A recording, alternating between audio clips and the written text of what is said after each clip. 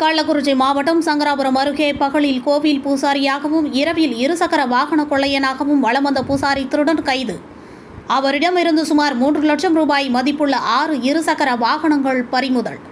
கள்ளக்குறிச்சி மாவட்டம் சங்கராபுரம் சுற்றுவட்டார பகுதிகளில் கடந்த சில மாதங்களாக தொடர்ந்து இருசக்கர வாகன திருட்டு அதிகமாக நடைபெற்று வந்த நிலையில், இதனால் சங்கராபுரம் நகர பகுதிக்கு பொதுமக்கள் வருவதை தவிர்த்து வந்த நிலையில், இதனை உடனடியாக தடுத்து நிறுத்தி இருசக்கர வாகன கொள்ளையர்களை உடனடியாக கைது செய்து சிறையில் அடைக்க வேண்டும் என சங்கராபுரம் சுற்றுவட்டார பகுதி வாழ் மக்கள் கோரிக்கை வைத்து வந்த நிலையில், பொதுமக்களின் கோரிக்கையை ஏற்ற கள்ளக்குறிச்சி மாவட்ட காவல் கண்காணிப்பாளர் சமைசிங் மீனா உடனடியாக தனிப்படை அமைத்து இருசக்கர வாகன கொள்ளையர்களை கண்டுபிடித்து உடனடியாக கைது செய்ய வேண்டும் என உத்தரவிட்டார்.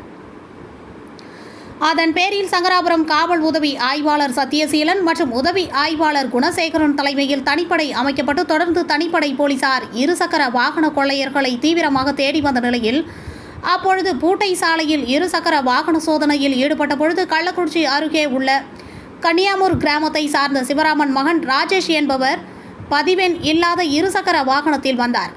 அவரை பிடித்து விசாரணை செய்ததில் முன்னுக்கு பின் முரணான பதில் பேசியதால் அவரை காவல் நிலையம் அழைத்து வந்து விசாரணை செய்தபொழுது திடுக்கிடும் தகவல் வெளியாகியது.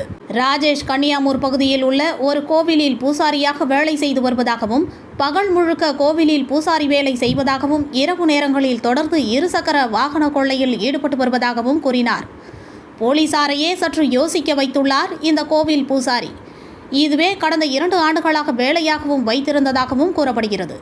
மேலும் வெள்ளி செவ்வாய் 2 தினங்களிலும் இருசக்கர வாகன திருட்டில் உயிரே போனாலும் ஈடுபட மாட்டாராம் இந்த பூசாரி திருடன்.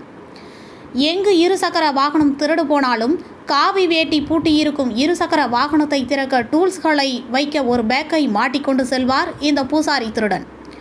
இதனை அடுத்து இவர் மீது வந்தவாசி, முசிறி, வீராணம், சின்னசேலம், கள்ளக்குறிச்சி, தியாகதுர்கம், வரஞ்சரம், திருக்கோவிலூர் உள்ளிட்ட காவல் நிலையங்களில் இவர் மீது பல்வேறு வழக்குகள் நிலுவையில் உள்ளது என்பதும் தெரிய வந்தது.